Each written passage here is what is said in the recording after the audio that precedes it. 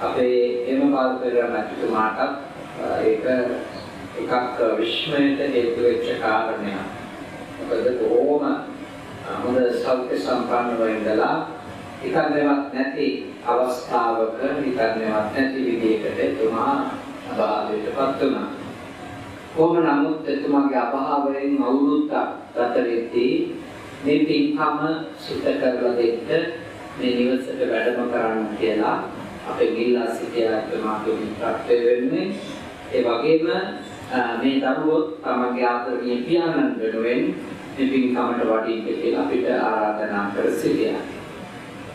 පින්තුනි මරණය කියන ධර්මය අපට ඉක්මවන්න බැරි, අභියෝග කරන්න බැරි ධර්මතා අතර ප්‍රධානක.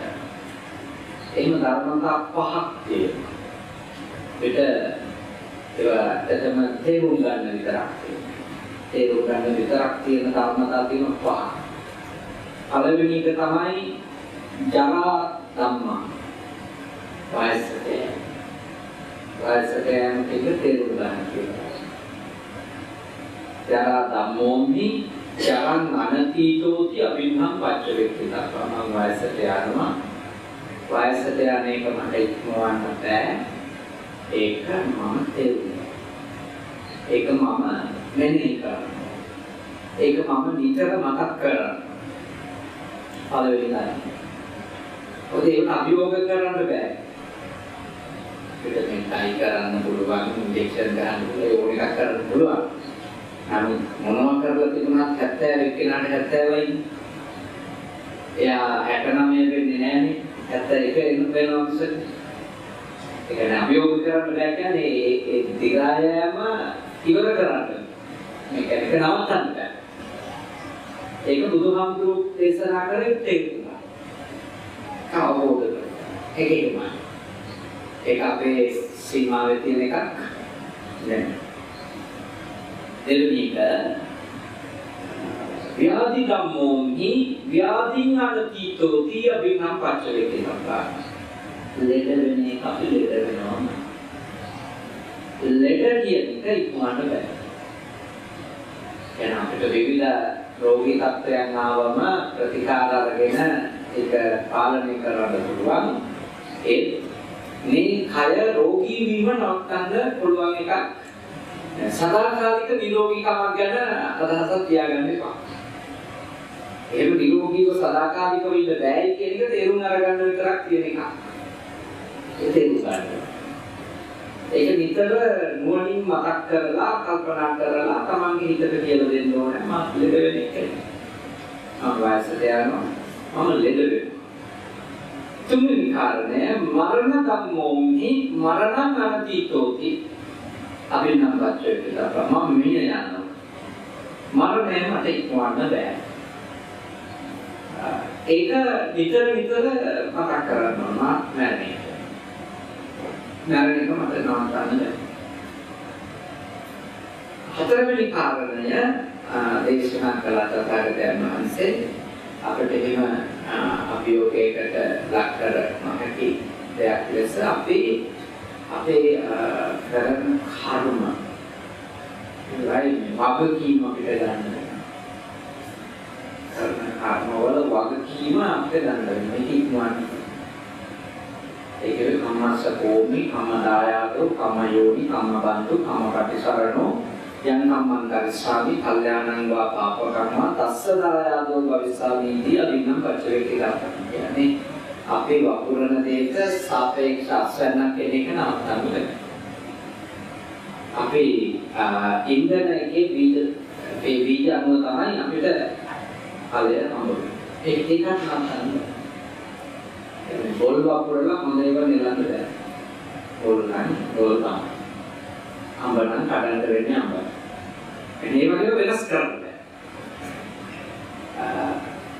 ඊළඟ කාරණේ සබ්බේහි නේතේහි මනාපේහි නානාභාවෝ විනාභාවෝ කිය අභින්නම් පච්චවෙක්ඛි දක්වා අන්තිම කාරණේට නිතර මතක් කරගන්න තියෙන්නේ මේ අපි කොච්චර ප්‍රිය දේවල් වුණත් ඒවා වෙනුවෙන් නවත්තන්න. මේ ප්‍රිය අයින් වුණා දේවල් තියෙනවා. මේ ඒවා නානාභාවෝ විනාභාවෝ කියන්නේ අපේ සීමාව ඉක්මවනවා. ඒක අපිට කන්ට්‍රෝල් කරන්න පුළුවන් තත්ත්වය නැති වෙන එක වෙලාවට. ඒකත් තේරුම් ගන්න ඕනේ. දැන් එහෙම බුදුහාමුදුරුවෝ අපිට මේ දේශනා කරපු වටිනා සංකල්ප පහක්. ඒ කියන්නේ එහෙම දේවල් තියෙනවා මිනිස්සුන්ගේ ලෝකේ. කොච්චර සල්ලි තිබුණා, කොච්චර බලය තිබුණා, කොච්චර හිතවතු නීතියක්. එහෙම අපිට එක සීමාවක් දක්වා විතරක් අපේ පාලනය තියෙනවා. සීමාවක්. ඒක නුවණින් මෙනෙහි කිරීමෙන් ඇත්තටම අපේ අර මෙලොව භාවිතාව වෙනස් වෙනවා. ඒකයි ඔය තේරුම් ගැනීම තියෙන වටිනාකම. ඔය තේරුම් ගැනීම තියෙන වටිනාකම තමයි ඔය කාරණා තේරුම් ගන්නකොට අපිට පුළුවන් වෙනවා අපේ මේ ලෝක හැසිරීම වෙනස් කරන්න. ඒ කාරණා වටහා ගන්න. ඒ කියන්නේ අපි තේරුම් ගත්තොත් ජීවිතේ හරියට අන්වයසට යන්නේ අපිට අර එන්නේ නැහැ යොබ්බන මදේ කියන එක. නැත්නම් අපිට එනවනේ ඊගෝ එකක් මම හරි ශක්තිමත් මම තරුණයි එහෙම එනවනේ ඒ ඊගෝ එක ඉවර වෙනවා මාත් වයසට යන්නේ කියලා තේරුම් ගන්න. ඊළඟට ඒක ඉවර වෙනකොට හොඳ අපේ ගුණෙකුත් වැටෙනවා. මොකද වැටෙන ගුණය වයසට යමින් ඉන්නකෝ කියපු අය ගැන අපිට යහපත් ආකල්ප. ඒකට අපිට වයසට ගියපු එක්කෙනෙකුට ඒ මත පදනම් වෙලා හිංසා කරනව පාත් කරන්න ඉන්නේ නැහැ. මොකද මාත් එතන යනවා කියලා දන්නවා. මාත් ඒකටයි. ඒ ධර්මේ මටත් අයිති.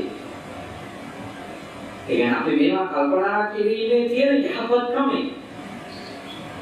අපි ගාව යොබ්බන මදේ නැති වෙලා. මමත් වයසට යන්නේ කෙනෙක් කියලා මතක් කිරීමෙන් ඒක නෙමෙයි. අතට මේක නෙගටිව් තින්කින් නෙමෙයි. ඒක මේ යථාර්ථය මතක් කරනකොට අපි අර අපේ මොකද ගුණ හැදෙනවා. නැත්නම් අපිට හිතෙන්නේ වයසට අපි යන්නේ නැහැ වගේ එකක් අපේ උඩට. අපේ කරුණ විදිහට අපිට එන ආවේග මත අපිට හිතෙනවා මම මෙහෙමම ඉවි වගේ. ඒ නිතර අපේ සාකච්ඡාවේ තියෙන අපිත් වයසට යනවා. ඒක වයසට ගියපුවාට අපි ලොසුළු විසුළු කරන්න බෑ. වයසට ගිහිල්ලා ඉන්න කෙනෙක් දකින්නකොට එයාට ප්‍රමුඛතාව නොදී අපිට ඉන්න බෑ. වයෝවෘද්ධ කෙනාට මුල් අවස්ථාව දෙන එක අපි කල් ගන්න නැහැ. මේ අපේ යගේ ශක්තිය පාවිච්චි කරලා අපිට වඩා වයෝවෘද්ධ වෙච්ච කෙනෙක්ව මේ නරක විදියට පාවිච්චි කරන්නේ නැහැ. එයාව පාලනය කරන්නේ නැහැ. මොකද අපි දන්නවා අපිත් දෙතේ වැටෙනවා. ඒකයි වක්තරියේ හොඳ පැත්ත. ඊළඟට අර මම ලෙඩ වෙන්නේ කෙනෙක් කියලා හිතුවම අපිට ඇත්තටම ආරෝග්‍ය මතය කියන එක නැති වෙනවා. මම නිරෝගී, මම නම් ලෙඩ වෙන්නේ නැහැ. මම නම් වේදෙත් අබුන්නේ නැහැ. මට නම් නිකම් වහින ලෙඩක් නැහැ. අපේ පරම්පරාවෙම කවුරුත් එහෙම ලෙඩ වෙන්නේ නැහැ. ඒ වගේ අපිට එනවා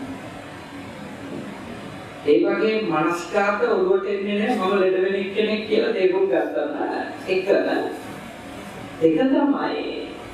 එතකොට ලෙඩෙකුට උදව් කරන්න අවශ්‍ය මොන ආකල්පයක්ද? ලෙඩ වෙච්ච මිනිස්සෙක් කියන අපේ ආකල්ප යහපත් වෙනවා. නැත්නම් අපිට ලෙඩක් කවුරු හරි ලෙඩකින් පීඩා විඳින අපිට වදයක් වගේ දැනෙන වෙලාවක්. හැබැයි මාත් ලෙඩ වෙන කෙනෙක් කියලා මම තේරුම් ගත්තොත් සහ ඒක අවබෝධ කරගත්තොත් ලෙඩෙක් ගැන ඇති වෙන්නේ කරුණාව. මොකද මාත් දවසක දෙන්න. එහෙනම් අත්තාන උපමංකත්තා කියන තැනට එනවා. තමන් උපමාවට ගැනීමට අපි හරියටම යනවා මේක තේරුම් ගන්නවා. අපි ගැන. ඊළඟට මං කරන ඒවා මට එනවා කියන එක විශ්වාස කරන්න සහ ඒ කියන්නේ මං කරන කර්මවලට මට වග කියන්න වෙනවා කියන එක අපි තේරුම් ගත්තොත් අපේ සම්පූර්ණයෙන්ම කායික වාචසික හැසිරීම අපේ පාලනය වෙනවා. වෙනස් වෙනවා. මම මරණවා නේද කියන එක හිතුවොත් ජීවිත මතයනේ. මම සදාකාලිකයි කියන ඒ හැඟීමෙන් අයින් වෙනවා. එතකොට අපි දන්නවා අපේ ජීවිතේ දවසක් හරි ඉන්නේ කොච්චර වටිනවද කියලා. මම මරණ කෙනෙක් කියලා මෙනෙහි කරනකොට මේ ජීවත් වෙන එකේ වටිනාකමත් මතක් වෙනවා. එතකොට අපි අනිත් කෙනෙකුගේ ජීවිතයට ගරු කරන්න පටන් ගන්නවා. දැන් අනිත් කෙනාගේ ජීවිතය ආරක්ෂා කරන්න අපිට කල හැකියාවක් අපි කරනවා. ඒත් අපි ජීවිත මතයෙන් මත් වෙනවනේ. ඊළඟට සීමාව ඉක්මවල අපිට තියෙන දේවල් සහ අපිට ඉන්න අය ගැන අපිට මාන්නාදීක හැඟීම් එන එක නවතිනවා. ප්‍රිය කිසිම දෙයක් මගේ වසඟේ සදාකාලික තියාගන්න බෑයි කියන එක අපි කතා කරන සංසාරයක් කරනවා. නුවණින් මතක් කරනවා. නැත්නම් අපිට මේ ද්‍රව්‍ය සහ උද්දලය ගැන මානව සම්පත් සහ භෞතික සම්පත් ගැන තියෙන මහා මේ ධර්ම හැඟීම් මට තියෙන සම්බන්ධකම් සහ මට තියෙන දේවල් කියන එක ඔළුවට එනකොට අපි යහපත් වෙනවට වඩා අයහපත් වීම තමයි ගොඩක් මිනිස්සුන්ගෙන් දකින්නේ. ඒගොල්ලෝ මේ හැම දෙයකම ඇත්ත කතා කරන, ඇත්ත මෙනෙහි කරන අය බවට පත් වෙන්න ඕන. එහෙන් පත් වුණාම තමයි අර මියයන්ට පෙර යහපත් මනුෂ්‍ය ධර්ම, ඒ වගේම මනුෂ්‍යත්වයට උත්තරී මනුෂ්‍ය ධර්ම, උතුම් මනුෂ්‍ය ධර්ම, උසස් මනුෂ්‍ය ධර්ම, මනුෂ්‍යත්වයට වඩා වැඩි උසස් ගති ගුණ අපට දිනු කරගන්න පුළුවන්. ඉතින් මේ තාත්තාගේ අභාවය නොසිතපු වේලාවක සිද්ධ වීමෙන් අපිට අර කම්පණය වැඩි වෙන්නේම අපි ඒක ගැන මතක් කරලා නැති. අපි මේක හිතලා නැති වුණාම එයාට අදාළව එවැනි කෙනෙකුගේ වෙන්ව යාම අපට අමාරුයි. බුදුහාමුදුරුවෝ දේශනා කළා තියෙන්නේ අපිට අපි පොදුවේ හැමතිස්සෙම අපේ මනසට කියලා දෙන්න ඕන එහෙම ප්‍රියය අපේ වසඟේ සදාකාලිකව පවත්වාගෙන යන්න බෑ. එතකොට ඕනම වෙලාවක සිද්ධ වෙන වෙන්වීමකට උරුත්තු දෙනවා. මේක අභ්‍යාසනේ කියන්නේ. ඒකට අභ්‍යාසයක් දෙන්නේ. මේ එමෙ හිතලා හිත පුහුණු කරලා තියාගන්න කියන්නේ ප්‍රිය අය අපි හිතන ලයිස්තුවේ නෙවෙයි වෙන්නේ. අපි හිතන්නේ ප්‍රියය වෙන වෙන ලයිස්තුවක් තියෙන මුලින්ම ආච්චිලා සෙයියලා ඊළඟට අම්මලා තාත්තලා එහෙමනේ අපේ ලයිස්තුවේ තියෙන ප්‍රියය වෙන වෙන විදිහ. අපි තියාගන්න ගොඩාක් වෙලාවට ලයිස්තුවෙන් පිටේ ඒක තමයි වෙන්නේ. ලයිස්තුවට වසඟ වෙච්ච ගමන් ලයිස්තුවට පිටින් ප්‍රතිඵල දෙනවා.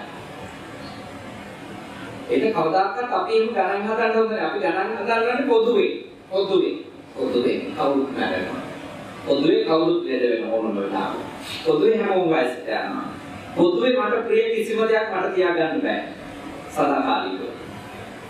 පොදුවේ මම කරන හැම ක්‍රියාවකම වගකීම මට එනවා. ඒවා මේ ලෝකේ හරියම සාධාරණ දේවල්. ඔය එක ධර්මයක්වත් අසාධාරණ දේවල් නෙවෙයි. හරියම සාධාරණ. අපි දුන්නා මාසෙට යන්නේ හරි සාධාරණ එකක්. සාධාරණ. එදෙවෙනි හරි සාධාරණ දේවල්. ඒවා එකක්වත් අසාධාරණ අයුක්ති සම්පන්න දේවල් නෙවෙයි. ඒවා අපි තේරුම් ගන්න ඕනේ. ඒක තමයි මේ ධර්මතා කියන්නේ. ධර්මතා කියන්නේ ඒ දේවල් අපි වටහා ගැනීමෙන් අපිට පුළුවන්කම ලැබෙනවා අපි වයසට යනවා කියන එක වටහා ගැනීමෙන් වයසට යන්න කන් අපි යහපත් වීම ප්‍රමාද කරන්න ඕනේ. යහපත් වීම ප්‍රමාද කරන්න ඕනේ. යහපත් වීම කල් දාන්න ඕනේ වයසට යනකම්. මොකද ඒ අතරතුර ලෙඩ වෙන්න පුළුවන්. ඒකත් අපි මේ ඉන්න. ඒ අතරතුරේ ප්‍රියය අහිමි වෙන්න පුළුවන්. ඒ අතරතුරේ අපි වයසට යන කලින්ම මැරෙන්න පුළුවන්. මේ බුද්ධ ආගමේ යෝජනා තමයි අප්‍රමාදයෙන් නපාදේ. නපමාවෙන්. ඉක්මන් වෙන්න. ඊත් මගේ දේශනාවක මම ජාතික රූපවාහිනියේ උදේ වැඩසටහනේ මිනිස්සුන්ට කියලා දෙන්න උත්සාහ කරේ ඒ අදහසෙම තව පැත්තක් අර කමනාසලෝහෝති කමනාහෝති බ්‍රාහ්මණෝ කියන එකේ එකක් තමයි ඒ කියලා දෙන්න උත්සාහ කරන්නේ. මේ අද අපි කතා කරන මාතෘකාවකට ඒක සම්බන්ධයි. ඒ කියන්නේ අපිට උත්පත්තියේදී උරුම වෙන දේවල් ඒක අපි බාර ගන්නවා. ඒ අපි වපුරපුයි. අපිට හම්බ වෙන අම්මා තාත්තා ඒ අපේ ජීවත් වෙන වයස අපේ කායට උරුම වෙන තත්ත්වය ඒවා උත්පත්තියේදීම තීන්දුව වෙලා ඉවරයි. හැබැයි අතරතුරේ අපේ භාවිතාව විතරක් වෙනස් කරගන්න පුළුවන්. ඇත්තටම අපි ගොල්ලන් අපේ භාවිතාව වෙනස් කරගන්න. يعني බ්‍රාහ්මණ වෙනවා කියන්නේ. භාවිතාව වෙනස් කරගන්න. උපත්ය සිද්ධ වුණේ කොයි තැනක වුණා අම්මා තාත්තා තාම දුර්ගුණ සහිතයි කියමු. අපිට පුළුවන් ඒගොල්ලෝගේ තියෙන දුර්ගුණ නැතුවයි. අපිට පුළුවන් ආයෙගොල්ලෝගේ දුර්ගුණ තියෙනවා. අපිට පුළුවන් එතන අපි ඉපදුනාට ඒගොල්ලෝ ගාව තියෙන එක දුර්ගුණයක්වත් අපේ ජීවිතේ දුර්ගුණ බවට පත් කරගන්නේ නැතුවයි. එහෙම වුණොත් ඒ ළමයින්ට කියන්නේ අතිජාත ළමයි කියලා. අතිජාත ළමයි. ඒක තමන්ගේ දෙමව්පියන්ටත් වඩා ක්වොලිටිස් තියෙනවා. අන්ත ගුණ ධර්ම තියෙනවා. දෙමව්පියන්ටත් වඩා උසස්. ඊළඟට අපිට පුළුවන් දෙමව්පියෝ හොඳ ගුණ සම්පන්න නම් යහපත් නම් අඩුම ඒට සමාන වෙයි. ඒ ගුණ වලට සමාන වෙන අනුජාතකත්ව වෙන. අනුජාතකත්ව. එතකොට ඒ එකක්වත් උපත්යේදී වෙනස් කිරීමක් නෙවෙයි. ඉපදුනාට පස්සේ භාවිතාවෙන් වෙනස් කිරීම. භාවිතාවෙන් වෙනස් කරනවා. එක්ක මව්පියන්ට සමාන ගුණ ඇති කෙනෙක් වෙනවා. එක්ක මව්පියන්ට වඩා ගුණ ඇති කෙනෙක් වෙනවා. මව්පියන්ගේ එක දුර්ගුණයක් ගන්න නැති කෙනෙක් වෙනවා. සමහරු භාවිතාව වෙන පැත්තකට කියනවා. ඒගොල්ලෝ කියන්නේ අවජාත ළමයි. අවජාත කියලා මේ බටහිර අදහස නෙමෙයි අපේ අවජාත කියන්නේ. බටහිර අදහස නම් මේ උපැන්නේ පියා නැති ළමයාට මේ පියාගේ නම සඳහන් නැති ළමයාට තමයි අවජාත ළමයා කියන්නේ නේ. සාමාන්‍යයෙන් අපේ සමාජෙත් දැන් පිළිගන්නේ අවජාත ළමයි කියන එහෙම ළමයෙක්. ඒක නෙවෙයි බුදුදහමේ අවජාත ළමයි කියන්නේ. අවජාත දරුවෝ කියලා කියන්නේ දරුවාගේ ගාව අම්මා තාත්තට වඩා පහත් තත්ත්වයේ හැසිරෙන්නේ. ගුණධර්ම වලින් දෙමව්පියන්ට වඩා පහත් නම් අවජාත. සමාන නම් ගුණධර්ම වලින් අනුජාත. දෙමව්පියෝ ඉක්මවල නම් අතිජාත. ඒක ඔක්කොම මේ උපත්ය මත නෙවෙයි බුද්ධාගම දැන් ඒ අවජාත බැලුවේ බටහිර අදහස නම් ඇත්තටම මේ උපත්යනේ නේ මේ බර්ත් සර්ටිෆිකේට් එකේ තියෙන තාත්තාගේ නම. තියෙනම් හොඳයි. නැත්තම් අවජාතකයා කියලානේ ඒකනේ බණින් මිනිස්සු තාත්තෙක් නැහැ. අබුදුදහම ඒව බලන්නේ. තාත්තෙක් නැතුව අම්මා විතරක් කියන ළමයා අවජාත වෙන්නේ නැහැ. එයාගේ භාවිතාවෙන් එක වෙනස් කරනවා. කොහොමද වෙනස් කරන්නේ? එයා යහපත් උදාර හැසිරීම සහිත වෙනවා. එයා අකුසලයෙන් වැළකීලා කුසලයට එනවා. උදාර ගුණධර්ම යාගේ තුල දියුණු කරනවා. අන්න එතකොට ඉතාම ඉහළලා වටිනා ලක්තරුව. ඒ නිසා අපේ පින්වත් පිරිස තමන්ගේ ජීවිතයේ මේ ඉපදෙනකොටම තීරණය වෙලා තිබිච්ච දේවල් ගැන ඉච්ඡර වද වෙන්නේ නැහැ තේරුණා. ආයතට යෑම, ලෙඩවීම, මරණය, ප්‍රිය දේවල් තමන්ගේ වසඟේ තියාගන්න බැරි කම ඒවා ඉපදෙනකොටම තීරණය වෙලා ඉවරයි. ඉපදෙනකොටම ඒවා තීරණය වෙලා ඉවරයි. හැබැයි ඒ අතරතුර දේවල් අපිට වෙනස් කරන්න. ඒ අතරතුර දේවල් අපිට වෙනස් කරන්න. රාකෝයි කවුදෝ ඉතන එකක් තමයි උපත්තියේ ඉඳලම ඒක යහපත් ඒ කියන්නේ අයහපත් කියලා එකින්ම වෙන්නේ. ගොඩක් අය බ්‍රාහ්මණ ගතිය සහ වසල ගතිය කියන එක ඒක උපත්තියමයි කියලා හිතනවා නෑ. බුදුදහම පිළිගන්නේ නෑ. පත්තියෙන් කවුරුත් උසස් තැන්වල පහත් තැන්වල උපදිනවා. තමන් අදතු ශක්තිය තමන් නිර්මාණය කරගත්තු දෙයින් ප්‍රතිඵල. නමුත් අපේ එතනින් පස්සේ අපේ පුහුණුව ඇතුළේ අපේ භාවිතාව ඇතුළේ අපේ දර්ශනය ඇතුළේ අපි අපේ ජීවිත වෙනස් කරනවා. එහෙනම් අද මට මගේ කාර්යක පවුලක තමයි විවාහ වෙන බව සිහිපත් කරනවා. ඒක පුතාව තුන්දෙනෙක්. පොඩක් සල්ලි නැහැ. ඒ තාම මොකද යමක් කමක් කියන පවුලක එකම දුර ඒක පුතේකට විවාහ කරලා දෙන්න කැමති වෙලා. ඒ කැමති වෙච්ච හේතුව ඒ සඳහන් කරා ඒ ළමයි තුන්දෙනාම දරුවෝ ඉතාම යහපත්. හැබැයි දරුවෝ තුන්දෙනාගේ තාත්තම මොනවද කුණු වෙන්න පුළුවන්. 360ක් දරුවෝ පුළුවන්. තියෙන ඒ කියන්නේ අර සාමාන්‍ය ගමේ මිනිස්සුන්ට වද දීගෙන පොඩ මිනිස්සු. එතකොට දැන් මේ පුතාලාගේ තියෙන ක්වොලිටි එක තමයි ඒ තාත්තගේ ඒවා දැකලම ඒගොල්ලෝ එතනට ගිහින්. තාත්තගේ අපත් ඇසරීම දැකලම එක ළමෙක් එතනට ගිහින්. තාත්තා ඉක්මවලානේ. තාත්තා ඉක්මවලා තියෙන අතින් පයින් නෙවෙයි. දුන්නද? තමන්ගේ හැසිරී හැදියාව පැත්තේ. ඒ කියන්නේ අපිට උප්පත්තිය වෙනස් කරන්න පුළුවන් එතකොටනේ අපේ ධර්මයට අනුව උප්පත්තිය වෙනස් කිරීම කල නොහැකි දෙයක් නෙමෙයි. කොහොමද වෙනස් කරන්නේ? එතනින් පස්සේ භාවිතා. එතනින් පස්සේ භාවිතාවෙන් අපි වෙනස් වෙන්න ඕනේ. අපි මිය යන අයමයි. මිය යනකොට අපි කරපු කර්ම ශක්තියේ වගකීම අපිට එනවාමයි. එනවාමයි අපිට දේවල් ලැබිලා තියෙන්නේ. උප්පත්තිය තීරණය වෙලා තියෙන්නේ. අර කිව්ව කම්මස්ස කෝමි කර්මයේ විසින් මාව මේ විදියට පත් කරලා තියෙනවා. කම්ම යෝනි උප්පත්තිය මගේ කර්මයේ විසින් මගේ උප්පත්තිය තීරණය කරලා තියෙනවා.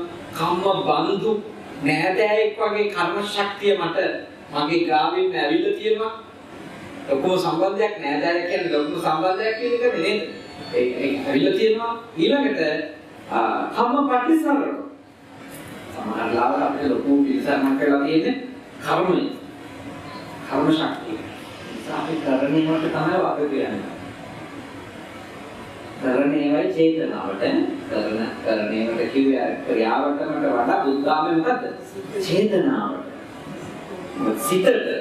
සිතට වග කියන්නේ. මොකද මේ සිත තමයි කර්මයක් පරිපූර්ණ වෙන්න බලවත්ම සහ ප්‍රමුඛම කාරණා. වැදගත්ම කාරණා හිත. අපි දෙයක් කරද්දී ඒ ක්‍රියාව එළියට පේන එක මිනිසුන්ට එක අදහස් ගන්න පුළුවන්. නමුත් ඒක කරද්දී අපේ තිබිච්ච චේතනාව. ඒකෙන් තමයි අපිට කර්මය රැස් වෙන්නේ. දැන් අපි යන වාහනයක හැපිලා සතෙක් මිය යන්න පුළුවන්. බලන් ඉන්න මිනිස්සු කියන්න පුළුවන් පව්කාරයෝ කියලා. මරලා දැම්ම අහිංසක සතා යටතරගෙන ගියා. ඒක මිනිස්සුන්ට කියන්න පුළුවන්. හැබැයි මේ වාහනේ පතපු කුමාරස්සයා ඒ චේතනාව එයා තමයි දන්නේ. එතන දෙයක් සිද්ධ වෙලා තිබුණා එයා චේතනාත්මකව ඒ කියන්නේ හොඳටම හිතලා මතලා සැලසුම් කරලා ඒ සතා යට කරේ නැත්තම් ඒක එයාගේ කර්මයක්. මේක බුද්ධාගමට අනුව එයා කරපු එකක්. ඒක නම් අපි නිකන් කොස්ස ඇඳයට දාලා අතු ගාද්දී ඒකේ බදලා කරපොත් එක්ක මරන්න පුළුවන්. ඒක නෙමෙයි අකුසලයේ වෙන්නේ. අපි කොස්ස අරගෙන කරපොත්තගේ පන්නකට ගිහලා ගහලා. ඒක තමයි චේතනාත්මකව කරන එක. ඒ හිතල මතල මේක කරන්නේ. අර කතු ගාද්දී වෙන්න පුළුවන්. එහෙම වෙන්න පුළුවන්. ඒ නිසා අපේ වෙනත් පිරිස තමන්ගේ මේ ජීවිතයේ හැම දවසකම ශ්‍රී කල්පනාවෙන් තමන් කරන දේවල් ගැන වගවීම ගන්න ඕනේ. මොකද මම මේක කියලා දෙන්නේ. දැන් මේ තාත්තා ඔබේ තාත්තා ඔබේ ඥාතිවරයා දැන් මියගියපු විදිය බලන්න ඕනේ. එයා සැලසුම් කරලා හෝ අපි ගණන් හදාගෙන ඉන්න වෙලාවක මියගියපු කෙනෙක් දැන් බලන්න දැන් ඒකේ තියෙන නරක තමයි දැන් ඒ විදිහේ මරණයක් කෙනෙකුට අත් වෙනවා කියලා හිතනද ඊටාම අයහපත් දේවල් එයාගේ මනසේ නිෂ්පාදනය කරමින් ඉන්න කාලේ. එහෙම මරුණොත් තාම අයහපත් දේවල් එයාගේ මනස මුල් කරගෙන ගොඩනගමින් ඉන්න කාලේ එහෙම මරුණොත් එයාගේ ඊළඟ භවයේ දේව බලපාන. ඒකින්දයි අපි මේ හැම මොහොතක් ගැනම කොහොම කල්පනා කරන්නේ. මොකද ඊළඟ මොහොත වෙන්න පුළුවන් අපේ නිමාව. නිමාව ඊළඟ මොහොත වෙන්න. ඒකයි යහපත් වෙන්න වයසට යනකම් ඉන්න හොඳ නැහැ. මොකද වයසට යනකම් ඉඳින්න. දැන් බලන්න දෙමව්පියන්ට උනත් දරුවන්ට යුතුයකම් ඉෂ්ට කරන්න කියලා භාග්‍යවතුන් වහන්සේ උගන්වලා තියෙනවා පළවෙනි එක මොකක්ද? පාපානිමාරේ. දැන් ඉපදිච්ච දා ඉඳලම ළමයා පව් වලින් බේරවන එක තමයි දරුවන්ට කරන පළවෙනි යුතුයකම. පළවෙනි යුතුයකම. පාපානිමා නාරක කිසිම දැන් ඔයගොල්ලෝ පොඩි දරුවෙක් ඉන්නවානේ. නාරක කිසිම දෙයකට ඉඩ නොදී. ඒක යා නොතේරුණාට කමක් නැහැ. අසංකාරික අසංකාරික නෙමෙයි වැදගත් නේ. වැදගත් ඔබ දන්නවා මේක පපක් තාම ළමයා දන්නේ නැහැ ඒක පපක්. ඒක නමුත් එයාව වලක්වන්න. කුංචි කාලේ ඉඳලා පපක් කරන්න දෙන්න දුවන්නේ. ආනගත කරන්න දෙන්න හොඳ නැහැ. වරවැඩ කරන්න දෙන්න හොඳ නැහැ. එයාට සුදුසු ආවාස අවිවාහ වෙනකන් වැරදි කාමයන් දීෙට දෙන්න හොඳ නැහැ. ගොරු කියන්න දෙන්න හොඳ නැහැ. ඒලම් පරුස වචන හිස් වචන කියන්න දෙන්න හොඳ නැහැ. අනුන්ගේ වට ආස වෙන්න දෙන්න හොඳ නැහැ. අනුන් නැසේවා කියලා හිතන නරක දරුණු දේශසිතුවිලි එයාගේ හිතට එන්න දෙන්න හොඳ නැහැ. එයා ඒ වගේ තැන්වලට මනස ගෙනියනවා නම් එකෙන් වළක්වන්න ඕනේ. ඊළඟට කරණේවට විපාක නැහැ කියලා සිතුවිල්ලක් එයාගේ ජීවිතේ ළමෙක් විදියට ඔබේ යටතේ ඉන්නකම් එන්න දෙන්න හොඳ නැහැ. ඉතිහාසෘෂ්ටික වෙන්නේ. එතකොට ඒ අකුසලයෙන් ළමයා බේරෙන එක ඔබේ යුතුයකම. මොකද හේතුව ළමා කාලේදීම ළමයා මැරෙන්නත් පුළුවන්. අපි ඕන කෙනෙක්ගේ ජීවිතේ ළමා කාලේදී ඉවර වෙන්න තික තිබුණා. හැබැයි අපි ළමා කාලේ පන්න ගත්තා නේ. අපි තරුණ වියසාම දෙවියේ ඉන්න බෞද්ධයන්. ඒත් මේ ළමයි විදියට ඉන්න අය මිය යන්න පුළුවන්. ඒසත් තුනකට කලින් මගේ පන්සලේ අල්ලපු ගෙදර ආදන්න මහත්මයෙකුගේ පොඩි දරුවෙක් එයා අඩු මාස ගානේ ඉපදුනේම මැරුණා. ඒ වගේ අය වෙනුවෙන් කරන්න කිසිම දෙයක් නැහැ. සමහර ඉපදිලා මාස කීපකින් ගියා. ඉපදිලා අවුරුදු කීපකින් ගියා. අපි දන්නේ නැහැ. දැන් ඊයේ අපි වණිතු අපේ පන්සලේ රාත්‍රියේ ඉපදිලා අවුරුදු 19කින් මේ කියලා. අටුම වැරදියට පාර පැනලවත් නෙමෙයි. බස් එකෙන් බැහැලා එයා එනකොට ඊළඟට ආපු ඒ කියන්නේ පාර පනින්න හදනකොට ඊළඟට ආපු පාර පැනලත් නෙමෙයි. ඊළඟට ආපු වාහනේ යට කරන්නේ. දැන් පොඩි කාලේ ඉඳලා අපෙන් බේරලා තිබුණා. ඒ ළමයා කොයි වෙලේ මරුණත් එයාට යම් කිසි ආකාරයක රැකවරණය. ඒ කාලේ අතරතුර එයා අයහපත් දේ කරලා නැහැ. අයහපත් දේ කරලා නැහැ. ඒක දෙමව්පියන්ගේ යුතුයකම. ඊළඟට කල්යාණේ නිවෙසේ. පුළුවන් තරම් ළමයා ගැන කිව්වේ දෙවෙනි එක තමයි මොකද්ද යුතුයකම නම් හොඳ දේවල් වල, කුසල් වල, යහපත් දේවල් වල හොඳ වටිනාකම් සහිත හරයන්නේ අරමත් දේවල් වල ළමෙක් යොදවන්න. උන්චි කාලේ ඉඳලා සතෙකුට හරි බත් පිටක් දෙන්න ගන්න. දන් දීලා තියෙනවා. මහා ලොකු දාන නෝන. ළමා කාලේදීම මේ කියත් එයා දන් දීපු කෙනෙක් කියලා. පැනක් පන්සලක් හරි කෙනෙකුට නැති කෙනෙකුට දෙන්න ළමයාගේ අතින් පුහුණු කරවන්න. කියන්නේ කණිකට දෙන්න උගන්වන්න. ඒවට පුහුණු කිරීමෙන් ඒ ළමයා කොයි වයසේ මේක එයා පින් කරගන්න. අකුසලයෙන් වැළකීලා තියෙන එක පැත්තකින් කුසල් පුළුවන් වෙලෙක කරනවා. මොකද අපිට ඔයාලට සංගාරාවේ කියපු අවිය මතක තියෙන්නේ අද එයිමලු පින් කරගන්නේ කෙලෙසද සෙටමලු මේ කිසිතන්නේ. ඒ කියන්නේ අදම මායя එන්න පුළුවන්. කොහොමද එක මායя අපි හමු වෙන එකක් නැහැ කියන්නේ. කිකලද මනසෙන් මරු කැපවන්නේ කුමටද කුසලට කම්මැලි වන්නේ. ඇයි පවට කම්මැලි වෙන්නේ? ඇයි පිනට කම්මැලි වන්නේ? ඇයි මොද දෙයට කම්මැලි වන්නේ? ඇයි පවින් වලකින්න කම්මැලි? ඇයි වීර්ය නැත්තේ කියලා තමයි අහන්නේ නේ. ඒක හොඳ ඉගෙනීමක් ඒවා අමතක කරන්න හොඳ නැහැ. ඒවා අපේ හදවතේම අපි තැම්පත් කරන් ඉන්න ඕන. මේ මහත්මාගේ මරණය අපිට කියලා දෙන පණිවුඩේ. යහපත් වීමට කල් ගන්න එපා. ළමයාට හරි පුංචි කාලේ ඉඳලා උගන්වන්න ඕනේ යහපත් වෙන්න. තුන්වෙනි එකනේ සිතන් අපෙන් උගන්වනවා කියන්නේ තුන්වෙනි. ශිල්ප ශාස්ත්‍රය ඒක මේ ලෞකික ප්‍රවැත්මට අවශ්‍ය කරන එක කරන්න ඕන. ඒක තුන්වෙනි. අර දෙක පවෙන් බේරලා කුසලයේ යොදවන ගමන් උගන්න.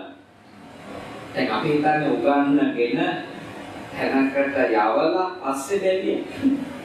එතකොට වෙන්න ඕන කියලා. සමහර වෙලට අර උගත් මාන්නෙත් එක්ක මේ ලෝකේ හතරක් ආයේ පස්සේ පවුපින් කියලා දෙන්න හම්බෙන්නේ නෑ. මොකද අවුරුදු 15 වයින්කොට අපි කියන්නේ අහන එකත් නවත්තලත් ඉවරයි. පුංචි කාලේ ඉඳලා පුහුණු කරගත්තු අභ්‍යාස කරෝප එකක් තමයි. ඉතින් බොහොම බුද්ධිමත් වෙන්න ඕන ළමයා ගැන විතරක් නෙමෙයි තමන් ගැන.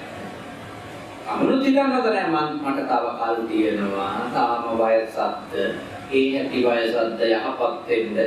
මේ යහපත් වෙනවා කියන්නේ මතක තියාගන්න ඉන්න පන්සල් වල පැවිදි අතර නවතිනවා කියන එක නෙමෙයි. තවදීම මේ ගෙවල් වල මේ බුද්දිස්ට් හරි විදුලා හරි දාගෙන ඉන්න එකක් නෙමෙයි. ටිකේ තමන්ගේ තියෙන වැඩ කරගන්න. ඒ වැඩ ඇතුලේ යහපත් වෙන්න. මට තියෙන වැඩ තියෙන ඒවා කරගන්න.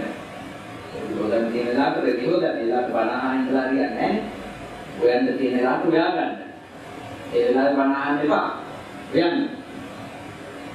කෑම කන්න තියෙන වෙලාවේ කට්ටිය එක සන්තෝෂයෙන් කෑම කන්න. ඒ වෙලාවේ බන දාගෙන ඉන්න එපා.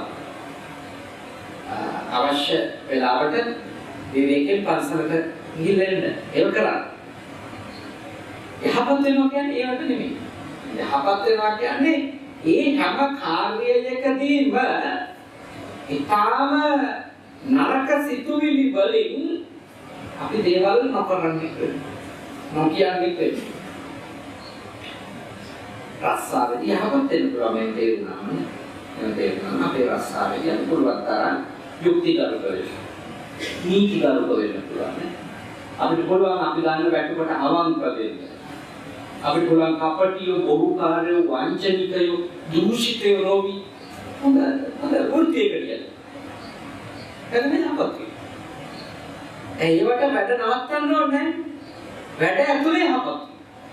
එතකොට කුසල මාර්ගයට ඇවිල්ලා වැඩ පාවා විවාද. ඒක ඇතුලේ යහපත් වෙන්න. ඔබගේ දෙදට වංචා කරන අපටිකම් කරන ඇලවි නොයන කෙනෙක් නොවි.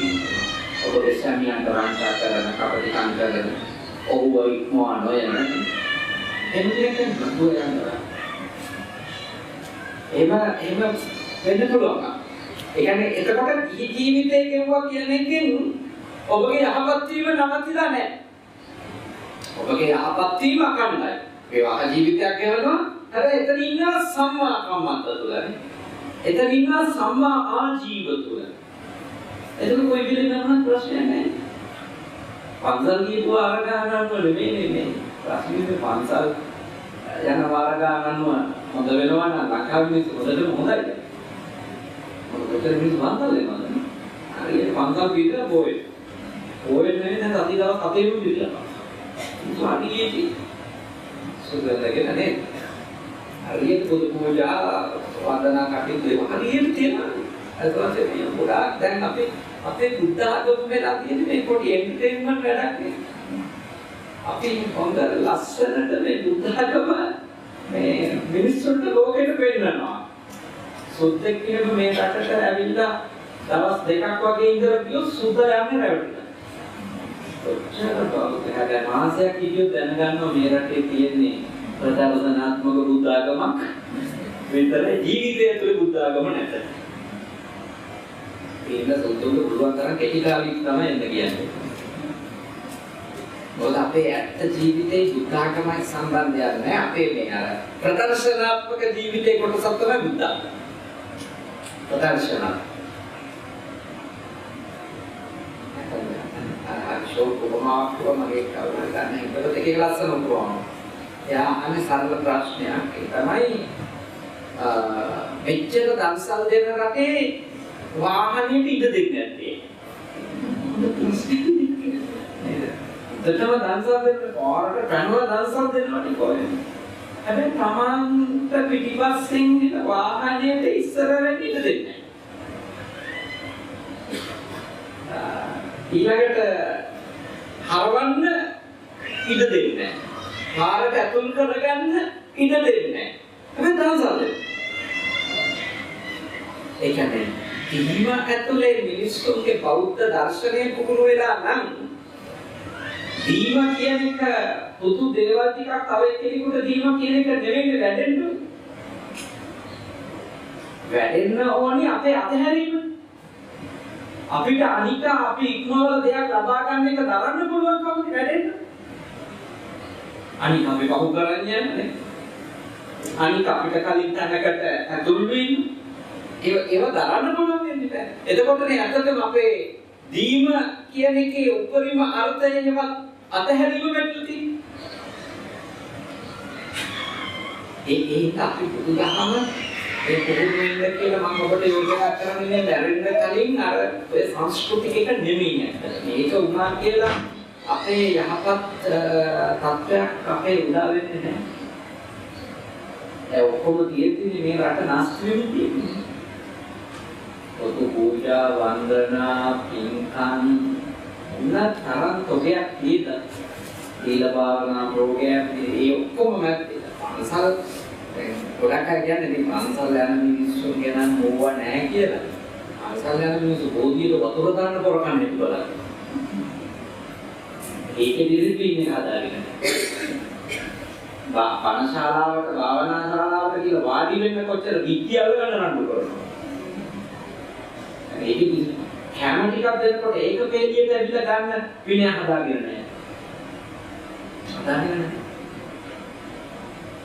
ඒ විනය නැහැ පොරටාගෙන තල්ලු කරගෙන නැහැ. අනිත් එක්කෙනා අරගෙන තමන්ගේ වාරේනකන් ඉවස ගන්න බෑ.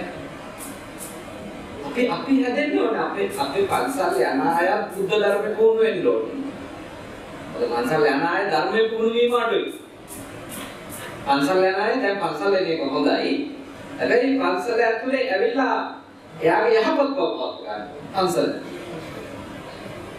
ඒ වගේ ලෝකීකාව වදිනා හොඳයි. වදිනා කරදන්නේ හොඳයි. එතන දින අනිත් මනුස්සයර ඩිස්ටර්බ් නොවෙනවා දිනවනේ. අන්න වදින්න යන මිනිස්සු ඔච්චර ලතෝනි දිදි කෑ ගහලා ගාත කියනවා තනි මිනිහට ගාතාවක් මතක් වෙන්නේවත් නෑ. මොන වදයක් දෙන්නේ කියලා බලන්න. දලදාමාලිකාවට කියොත් වදින්න දෙන්නේ. දැසරි මහඳුගාව වදින්න බෑ. කැරණී බෝධිගාව වදින්න බෑ. මොකද වදින්න බැරි වදින්න දෙන්නේ නෑ. වටේට රංචු ඇවිල්ලා වද දෙන්නේ. ඔබට යෝජනා කරනවා පන්සල් නයනායත් බෞද්ධ ධර්මයේ පුහුණු වෙන්න ඕනේ පන්සල් යනායත් ඒ පන්සල ඇතුලේ ධර්මයේ පුහුණු වෙන්න. නැත්නම් මේ මූලික දේවල් හදාගන්නේ නැතුව නේ. ඒ වගේ ඉතල තුනක් දැන් පණින් පස්සේ කෑම දෙවන්නේ. අනිත් පස්සේ කෑම දෙනවා මිනිස්සු. ඒ කෑම ගන්න ඉතින් අපිට ඕන ධර්මයේ පුහුණු වෙන්න පුළුවන්. විනය ඇතුළ තමන්ගේ වාරයේ සම්පේලිය තියෙනවා. ඊළඟට තමන් කෑම කන්න විතරක් බෙදා ගන්න. නාස්ති කරන්නේ නැති වෙන්න කෑම බෙදා ගන්න. ඒක පුළුවන්. ඊළඟට ඒ ගෙදර අය විසින් ඉල්ලීමක් කරොත් විසක කන්න කලින් පාර්සල් ගහ මල්ලේ උවා ගන්න එක නවත්තන්න. ඒ වගේ අපිට පුළුවන් ධර්ම දේවල් නේ. හොඳ ධර්ම කාරණා නේ. යහපත් බවනේ. දැන් පොඩක් හිතෙන්න මේ තමයි වන්දේවල් එහෙම අවසන් වෙලා ඒ කැම දෙනකොට මේ වන ගෙදර මිනිහට heart attack කියලා මට්ටමට එනවා. මොකද මුල් 10 15 දෙනා හදන පාර්සල් තෝගේ දැක්කම අනිත් කෙනෙකුට කන්න දෙතුනේ. ඒක අධර්මයේ ඇවිල්ලා තියෙන්නේ. වන ඇවොල්ට ඇවිල්ලා තියෙන අධර්මයේ. ආත්මාර්ථකාමීකමනේ. එයා ගෙදර ඉන්න අයටත් එක්ක පාර්සල් හදනවා. හැබැයි අතර කැම ඕඩර් කරපු ගෙදර මිනිස්සයා විඳවනවා. එයා බලන් ඉන්නවා දැන් මදි වේද. මදි වුණොත් මොකක් කරන්නද?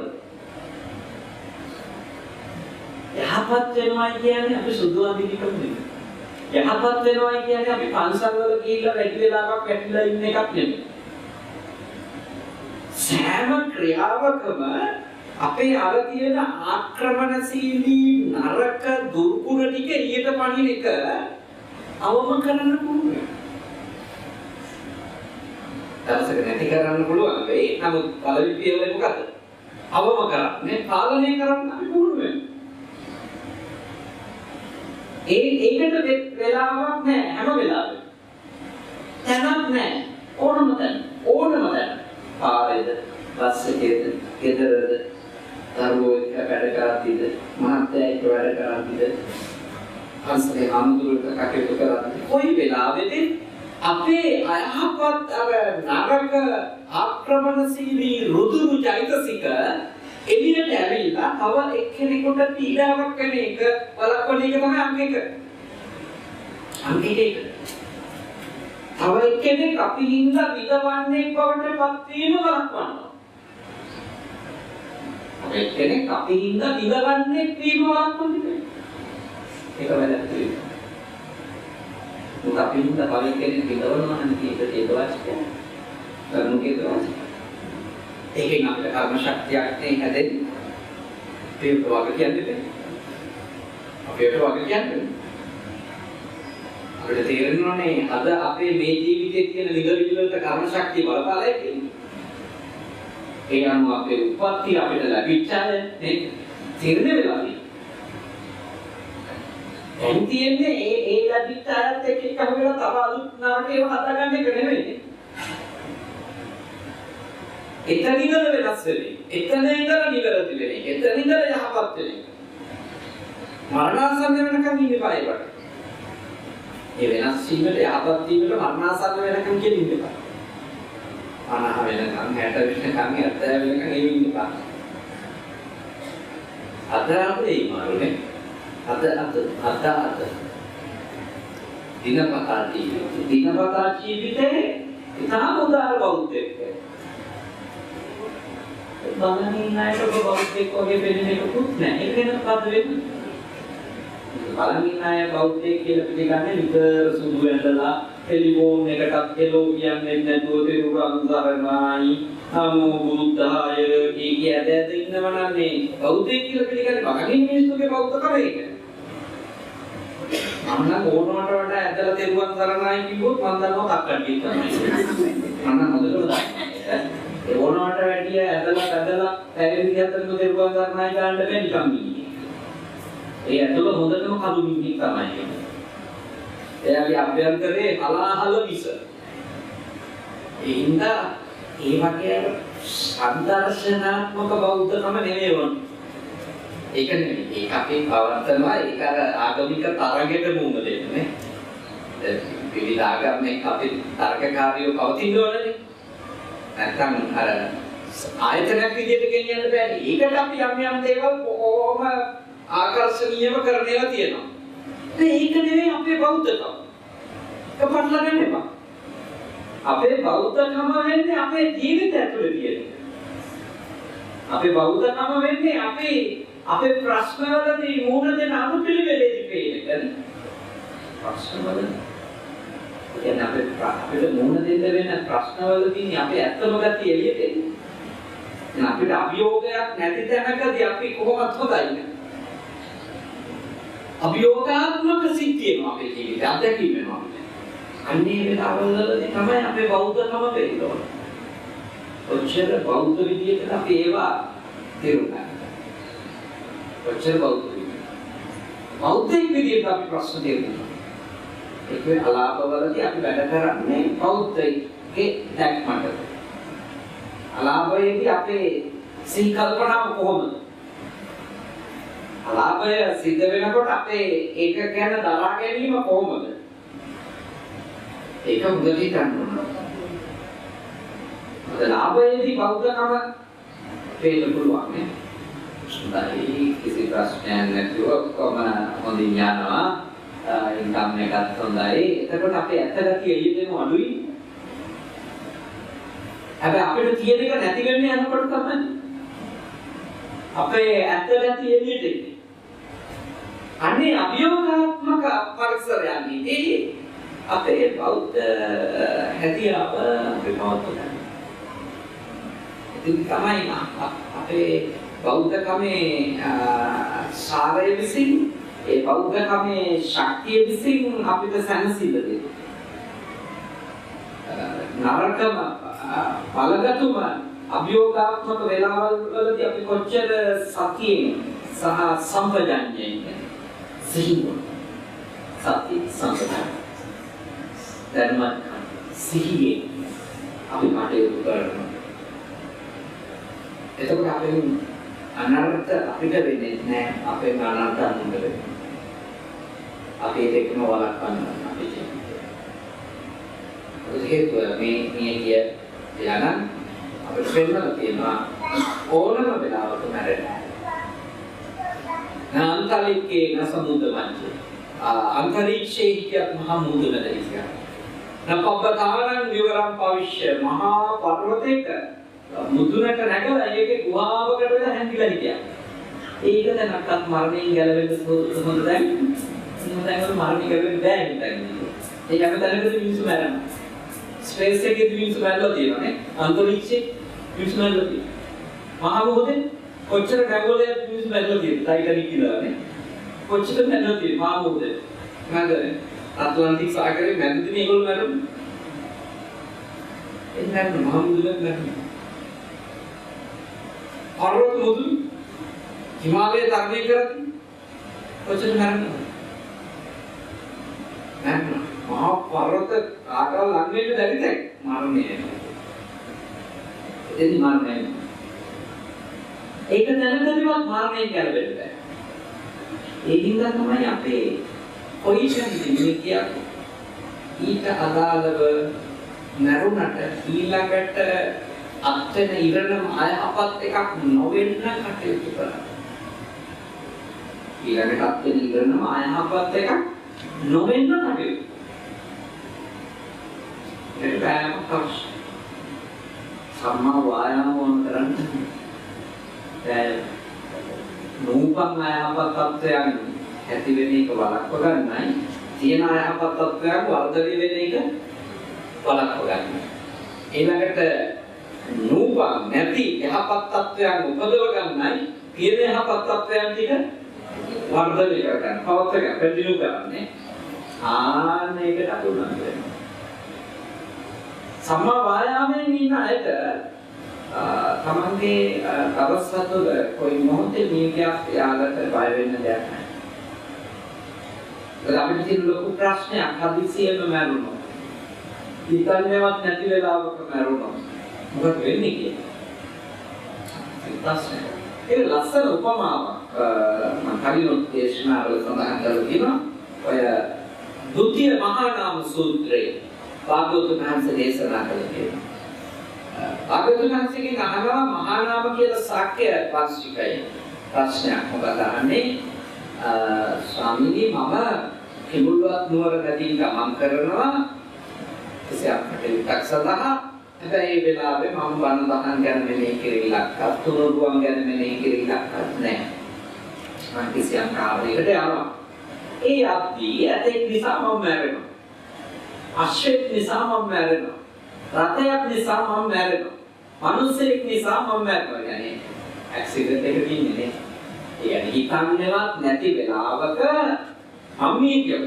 කොහෙද නගරෙදි? නගරේ හරහා යද්දී මගේ ගතිය කොහොම වෙයිද මගේ චුතිය කොහොම වෙයිද කියලා භාග්‍යවතුන් වහන්සේගෙන් ප්‍රශ්නයක් අහනවා. මම කොහේ ඇයිද කොහොම උපදීන්නේ ප්‍රශ්නයක් අහනවා. භාග්‍යවතුන් වහන්සේ උත්තර දෙන්නේ. උන්වහන්සේ මේ මානව ශාක්‍යයෙන් ප්‍රශ්නයක් අහනවා. මොකක්ද අහන්නේ? ඔබතුමාගේ ගෙදර උද්‍යානයේ ගස් තියෙනවා. ඔබතුමාගේ උද්‍යානයේ ගස් තියෙනවා. එතකොට කියනවා ඔව් ස්වාමීනි මගේ ගෙදර උද්‍යානයේ ගස් තියෙනවා.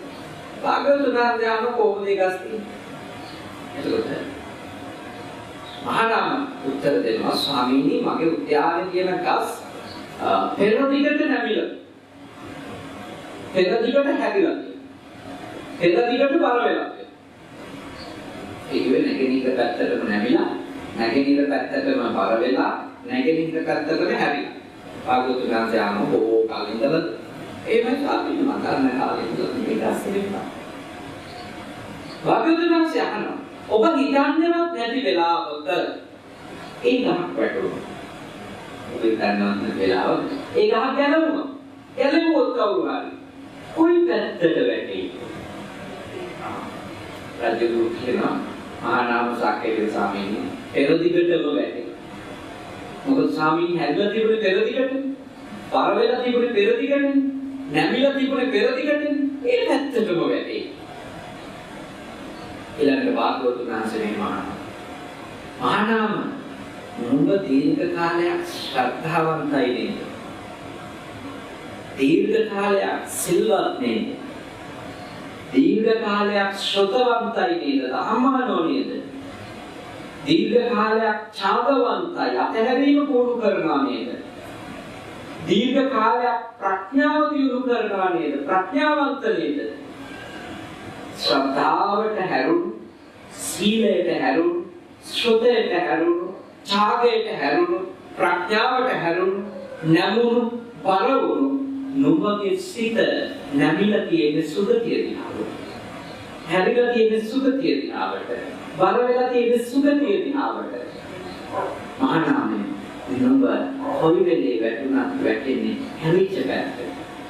නැමිච්ච පැත්තට. බර වෙච්ච පැත්තට.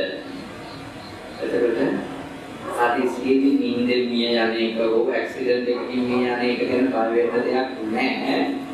Taman ඉන්නේ හරි පැත්තට හැරිලා. හරි පැත්තට. එතන බය වෙන්න ඕනේ. වැදගත් අපේ ආධ්‍යාත්මය කොයි පැත්තටද නඟුරු වෙලා තියෙන්නේ? යහපත් පැත්තටද? අහපත් පැත්තටද? ඒක පැහැදිලිද? අපේ මරණයෙන් පස්සේ මොකද වෙන්නේ කියන එක පැහැදිලි. ඒ විද්‍යාලංගේ මරණයෙන් පස්සේ එතුමාට සිද්ධ වුණු දේ සිද්ධ වෙලා තියෙන එතුමා හැදෙන්න උපැත්ත. ඒක එතුමා තමයි දන්නේ. මම නැමිලා ඉන්නේ කොයි පැත්තටද එතුමා තමයි දන්නේ. අපි දන්නේ විශ්සයි ඕන කෙනෙක්. ඒ හැටවක් අසුවක් අපි දන්නේ නැහැ. ඒ කාගේවත් නැමිලා ඉන්න පැති, හැදෙලා ඉන්න පැති, බර වෙලා ඉන්න පැති. ඒකත් තම තමන් දන්න දේවල්. තමන්ගේ පුතේ අපි දන්නේ එක දෙයක්. අද රැ වැටුනොත් අපි කොයි පැත්තටද වැටෙන්නේ? ඒක අපි දන්නවා. මොකද ලෝකෙම දන්නේ නැති වුණත් අපි හැදිලා ඉන්න පැත්ත අපි දන්නවා. මම යෝජනා කරනවා තවදුරටත් වග වෙන්න ඔබ හැරිලා ඉන්න පැත්ත ගැන. තවදුරටත් වග වෙන්න ඔබ නැමිලා සහ බර වෙලා ඉන්නේ කොයි පැත්තටද? මොකද ඔබගේ ඊළඟ භව ගමන තීන්දුව වන්නේ ඔබ මේ වෙනකොට ඔබ සකසමින් තියෙන සිත ගන්න. මේ වෙනකොට සකසමින් ඉන්න. අඛණ්ඩව වර්ධනය කරන්නේ මොන සිතුවිලිද? ද්වේෂ, ක්‍රෝධ, තෘෂ්ණා ආදී සිතුවිලි. නැත්නම් ඒවයි ප්‍රතිවිරුද්ධ පැත්තද? එහෙම බුද්ධිමත් සිහිනුවණින් කල්පනාකාරී අපේ වෙනත් පරිස තමන්ගේ ජීවිතය අලදායි කරගන්න උත්සාහ කරනවා. ඒ බෞද්ධ ජීවිතයක් වඩපත්.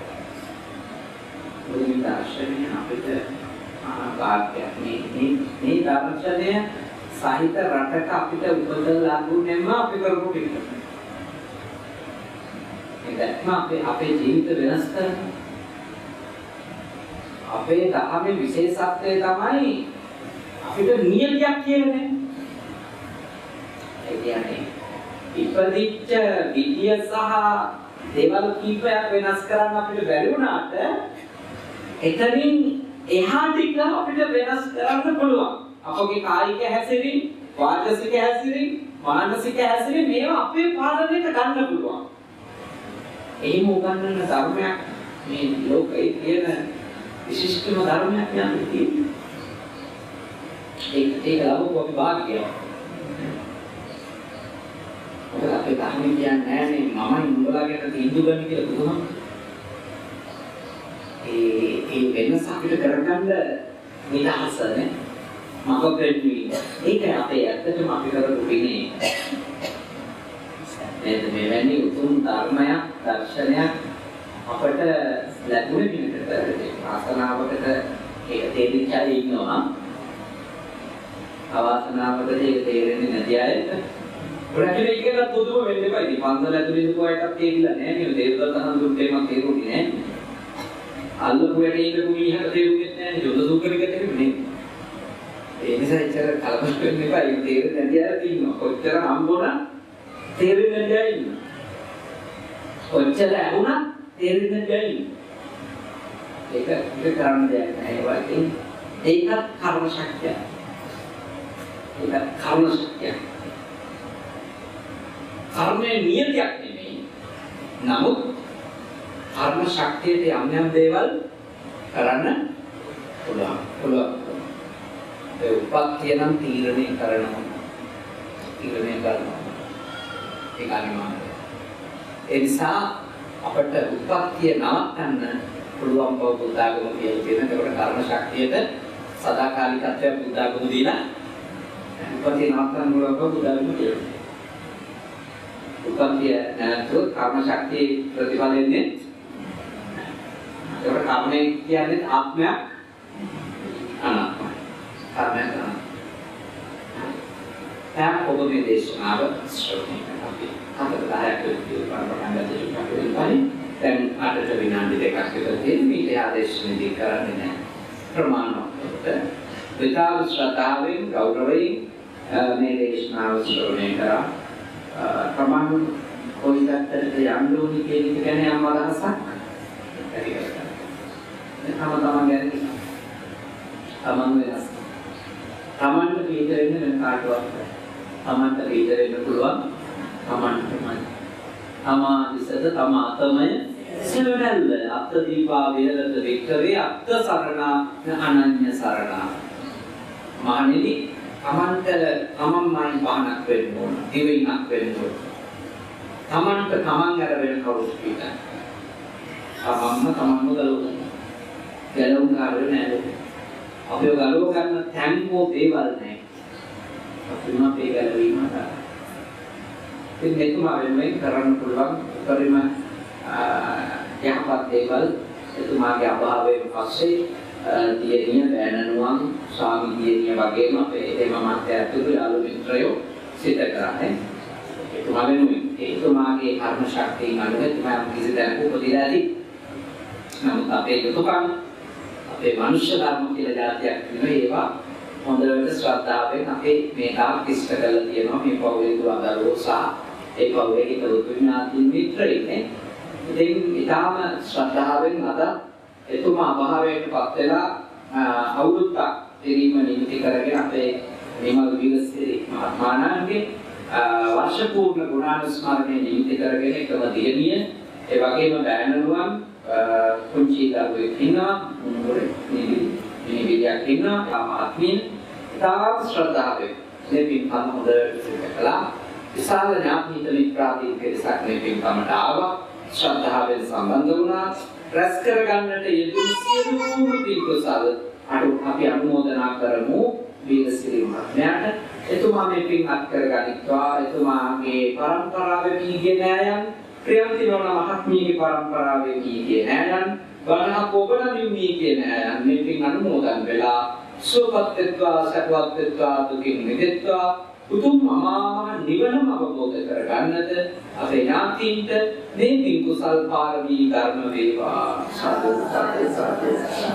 දෙවියෝ පින් අත් කරගනිත්වා.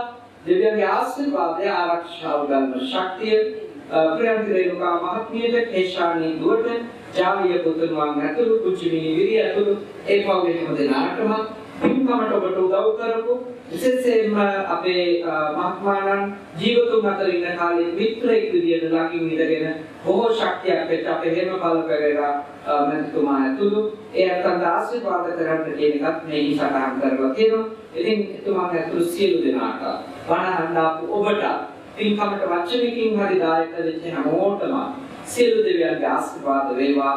කරදර දුර වේවා, බාධක දුර වේවා. යහපත් සිතුම්පතු මිත්‍ර වේවා. දෙවියෝ ඔබ ආරක්ෂා කරත්වා. උතුම් දිව්‍ය රාජ සම්මෝහය මේ පිළිවෙලින් අමාමහ නිවනම අවබෝධ කරගන්නවා.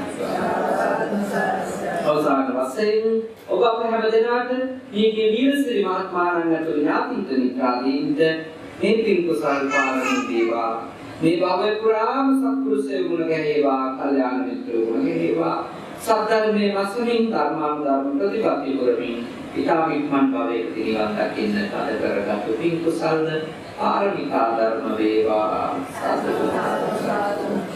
ආකාශත්තා චුම්මට්ටා දේවානාගා මහිත්‍තිකා පුඤ්ඤං අනුමෝදිत्वा රක්ඛන්තු ශාසනං ආකාශත්තා චුම්මට්ටා දේවානාගා මහිත්‍තිකා පුඤ්ඤං අනුමෝදිत्वा චිරං රක්ඛන්තු දේශනං ආකාශත්තා චුම්මට්ටා දේවානාගා මහිත්‍තිකා පුඤ්ඤං අනුමෝදිत्वा චිරං රක්ඛන්තු මං පරන්ති ධම්මේ ඥාතිනං හෝතු සුඛිතා හොන්තු ඉදම්මේ ඥාතිනං හෝතු සුඛිතා හොන්තු ඥාතයෝ ඉදම්මේ ඥාතිනං හෝතු සුඛිතා හොන්තු ඥාතයෝ එවැගේම තව එක කරුණක් මතක් කරගන්න ඕනේ තමයි මේ දේශනා සඳහා කිසිම මුදලක් අය නොකරන. ඒක මතක් කරන්නේ නැත්නම් මේ බණ අහන මිනිස්සු කියා යන්නේවත් මට ඇහිලා තියෙනවා. වනාලේ යන මිනිස්සු කියනවා විලිපන්දාක් දෙන්න දිනේ ඒක පද හදනවනේ බණ සමගර තියාගන්න දන්නේ නැති ඒවා කියන්නේ. බණට සල්ලි ඉල්ලලා බණ කියන තරම් පහත් තත්යකට සිවුරක් ඇඳන් කෙනෙක්පත් වීම කොච්චර හේතුවාචකයක්ද නේ? එහෙම ආමුදුරු කෙනෙක් කරනවා නම් ආමුදුරු කෙනෙක්ද? ඒක ලොකු ප්‍රශ්නයක්. කොහොමද එහෙම වික්ෂුත්වයේ ඉන්න කෙනෙක් කරන්නේ? සමහර තියාගන්න මේ අතංගේ වනට පිරිකරක් ගැනවත් කතා කරලා නැති බව. ඒ අර්ථ ශ්‍රද්ධාවෙන් කැමති දේ පූජා කරනවා. ඒක දහම් පරිස්කාර මිසක වනට ගාස්තු නොවන බව මතක තියාගන්න ඕනේ. ඒක මතක් කරේ වැන්දන්ට අනවශ්‍ය සිතුවිලි ඇතිවීම වැළකීම. හොඳට වන්දනා කරගන්න. අභිවාදන සීලස්ස සංවද්දා පචායනෝ චත්තාරෝ ධම්මා වද්දන්ති ආයුවන්නෝ සුඛං බලං ආයුරාෝග්‍ය සම්පatti සග්ග සම්පatti මේච අතෝ නිපාන සම්පatti විනාතේ සමිච්ඡතු